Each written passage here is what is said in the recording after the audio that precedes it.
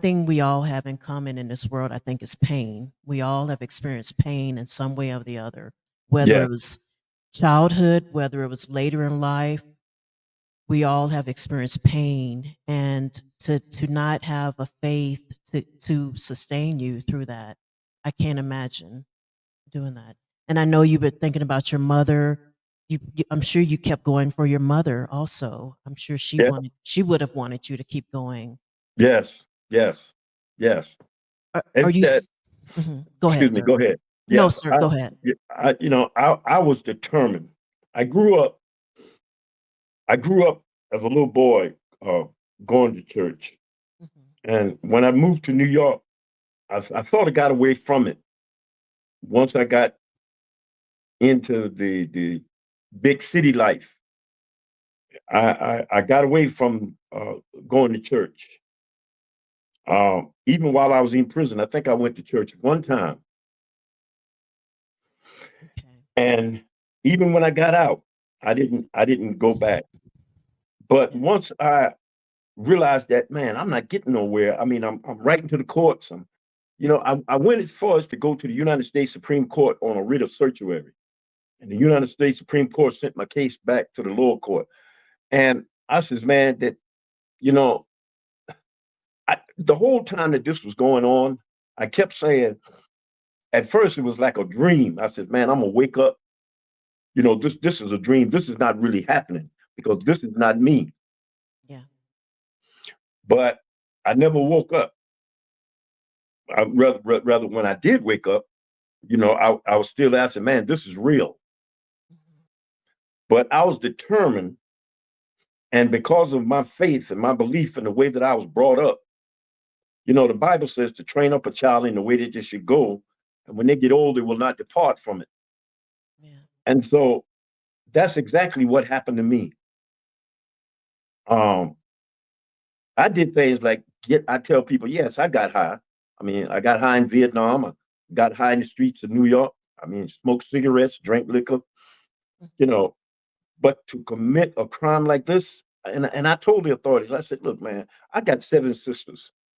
I would never want nobody to do that to my sister. And I would never do that to a young lady. And like I told the court when I got exonerated, I Mhm. told the judge in the court, which, by the way, the court was packed with cameras and observers. And I told the court, and this is the truth, for 48 long years,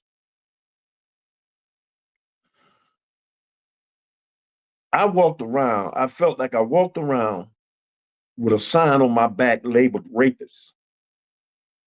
And everywhere I went, people saw that label.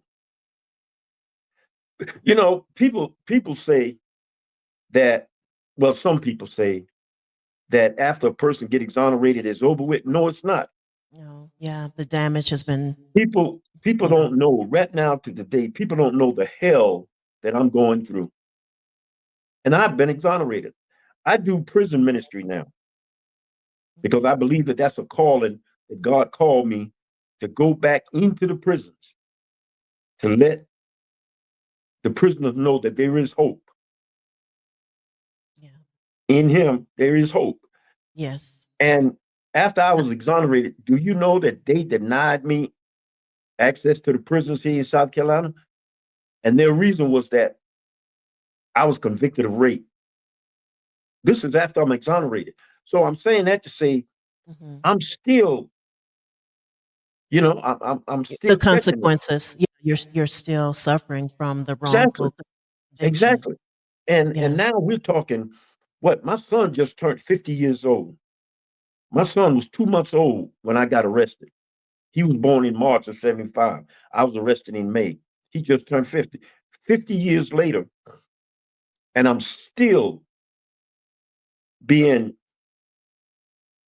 um Punished, suffering from something you didn't yes, commit, and something and, that and that shouldn't be that. yeah, yeah, yeah. It Uh, I tell people, mentally, I mean, what I've been through growing up in the Jim Crow area in South Carolina mhm. in the '50s in the South, having been in Vietnam, and to then serve your country. Yeah, right, to go through and then that. the rape conviction. That you know, and I asked myself, will I ever be okay? Because that's one of the that's one of the lowest and the dirtiest charge, Yeah. or the dirtiest crime to be charged with. And that label was put on me. And people don't know,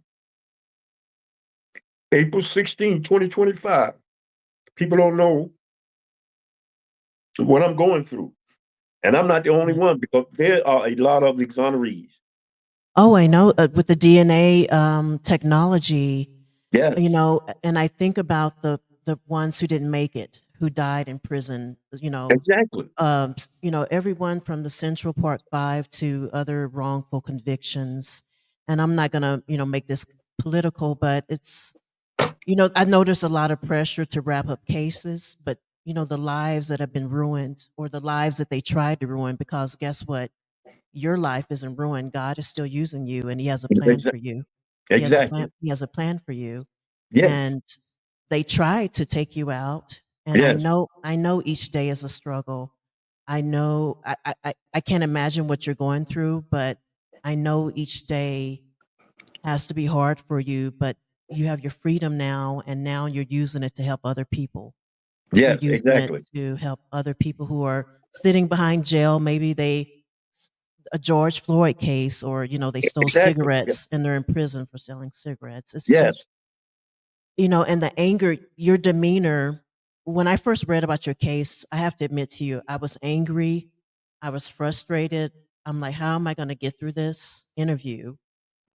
Because I put my husband in your shoes, Yes. I put my brothers in your shoes, and Exactly. Exactly. Yeah. I don't, I just don't know. It would have to be with God's help for me to get through that anger that I would feel inside. But in your eyes, I don't see hate. I don't see anger. No. I think you've given it to God. You've, Yes. As a matter of fact,